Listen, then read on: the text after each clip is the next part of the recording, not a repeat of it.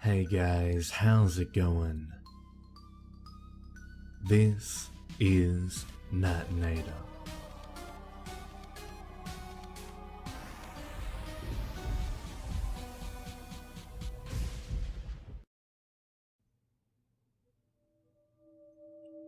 The loud bang on her front door jolted Clara from her daydream. This was it. After all the careful planning and struggling to survive, the end would come now. 9 stories up in room 934 of the now abandoned Marriott. She started to cry.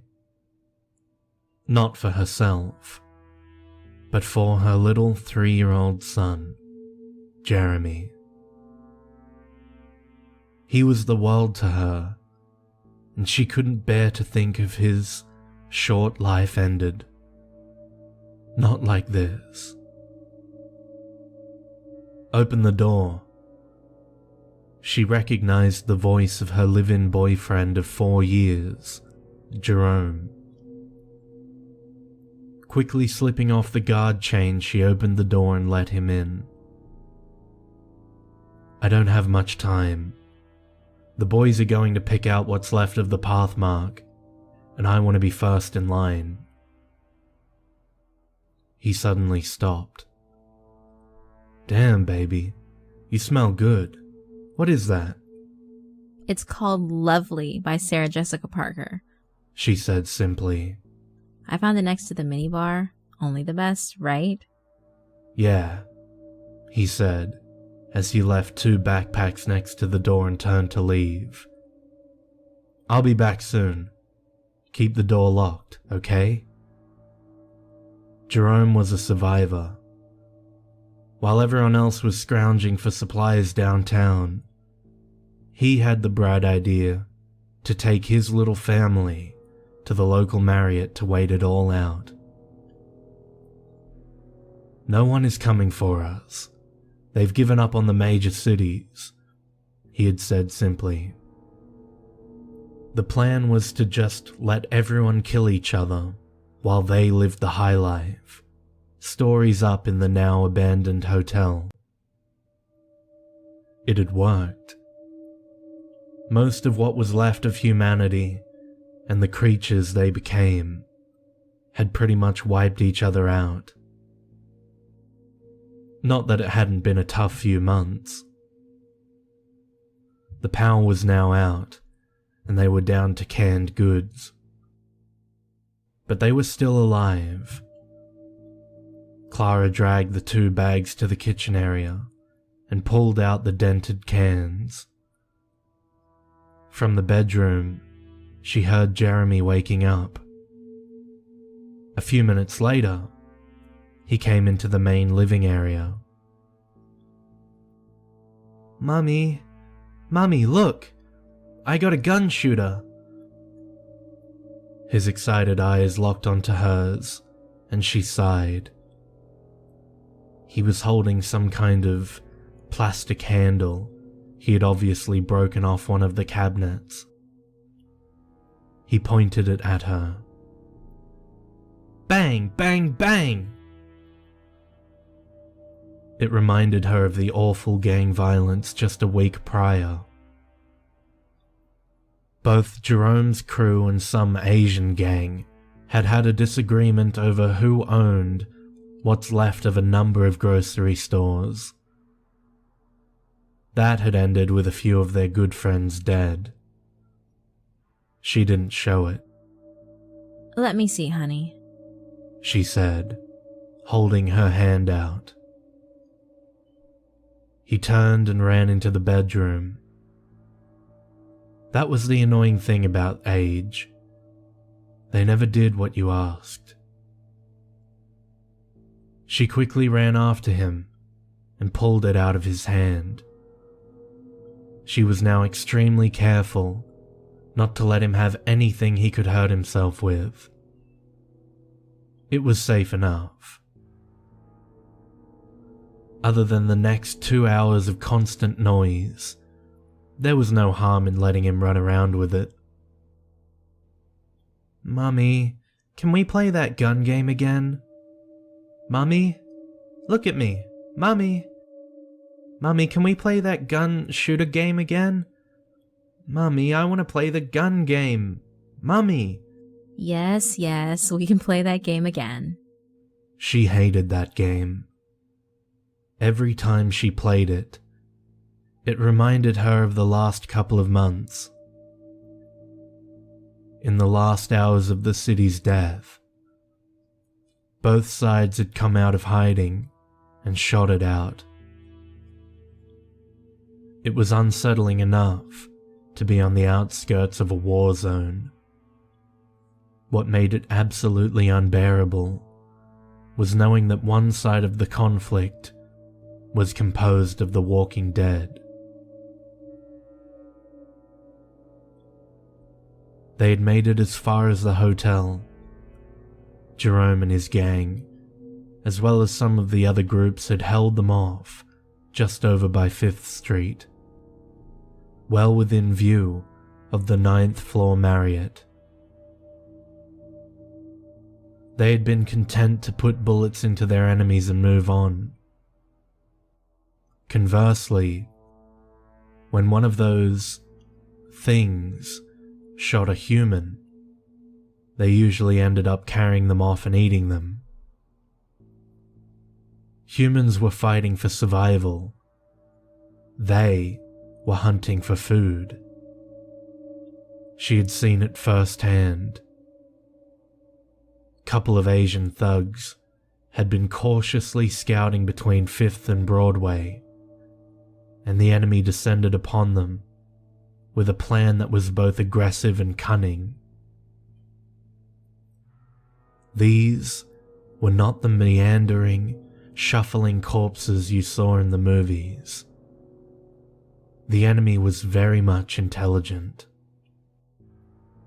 and they were still out there. She had only run into one of them once. Jerome had given her a handgun off of a dead police officer and told her, "Just point and squeeze." To be honest, he had taken care of things so well, she didn't think she'd actually have to do any shooting herself. But a day ago, in the hotel, one of them had slipped by the patrols and gotten into the building. She and Jeremy had gone to get ice. The power had still been working then, when she heard the slightest shuffle of feet around the corner. She knew where it was and what it wanted. She could smell the rotting flesh. Something inside her, some force of survival, helped her know exactly what to do. The primal, maternal instinct within her guided her against this awful predator. Heart racing, she moved with her son past the corridor where she knew it lurked. She even continued the casual small talk with her little boy, slowly slipping her hand into her pocket where the .45 was located. She knew that once she and Jeremy were past the corridor, the thing would slip out of its hiding place and follow them, hoping for a clear shot. Once past the corner, she turned on her heel, pulled out the gun, rounded the corner and just started firing. She was right. Not only had the thing come out of hiding, but it moved at a quick pace too. In the 2 seconds it took her to spin on her heel and draw her weapon, the thing was already within reaching distance. 4 shots to the body and 2 to the head that was still advancing upon her. She could still remember the expression of surprise and fear on its face, just before its entire head popped, the grey matter spilling everywhere behind it. She had expected to see some expression of an undead creature, twisted in hatred and loathing. The terrifying thing was that aside from the rotten smell and blackened appendages, its face still looked human. Not waiting to see if there were more of them, she grabbed her son and bolted for room 934. She frantically reached into her pocket for the hotel room keycard, cutting her hand on the various survival items in her pocket. She swiped it over and over on the door key, desperate for the green signal that would indicate the lock would give. Finally, it did, and she grabbed her son and shoved him inside. Rather than be traumatized by the whole event, Jeremy's little mind instead translated it into a game. The gun shooter game. His 3-year-old psyche interpreted the event as some elaborate fantasy, one that he wanted to repeat. It was odd the way that a child's mind translated near death.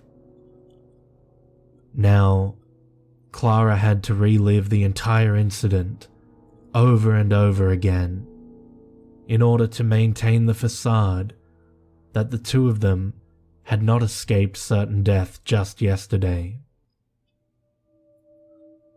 Bang, bang! I got you, Mummy. In the head. I shot you, you're dead.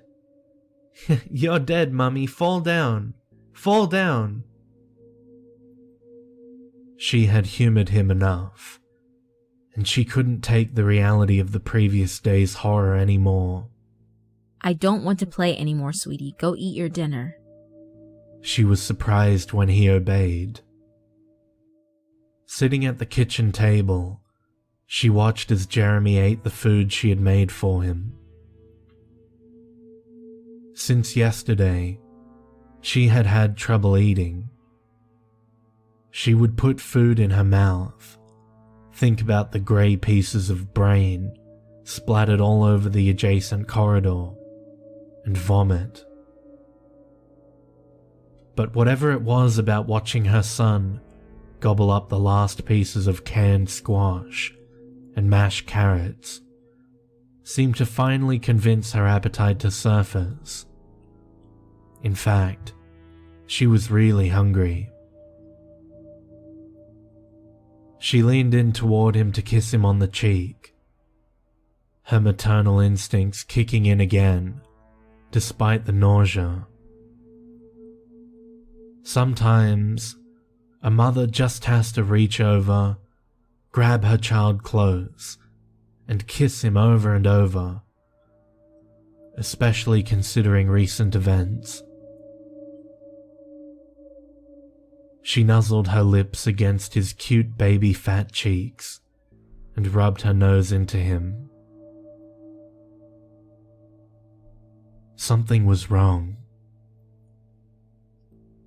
She felt an unusual, insatiable desire to bite. His flesh, his soft, supple baby fat called out to her aching stomach and demanded union. She stood up quickly. No. She whispered. Please God, no. She ripped off the bandages and looked down at her wounded hand. The blood vessels next to the blackened incision had ever so slightly blackened up, like a mild case of tetanus. What had she cut her hand on again? Jeremy sat next to the kitchen table, mindlessly muttering the gibberish of a 3-year-old and coloring outside the lines of his favorite dinosaur book. She watched him for a moment, knowing that if she did not act quickly, her maternal instincts would be overcome by her insatiable hunger. Of course, she could just give in, if whatever was inside her hand did to Jeremy what it had done to her. Her indecision was broken by her son's innocent inquiry. "Mummy, let's play the gun game again." Okay, sweetie.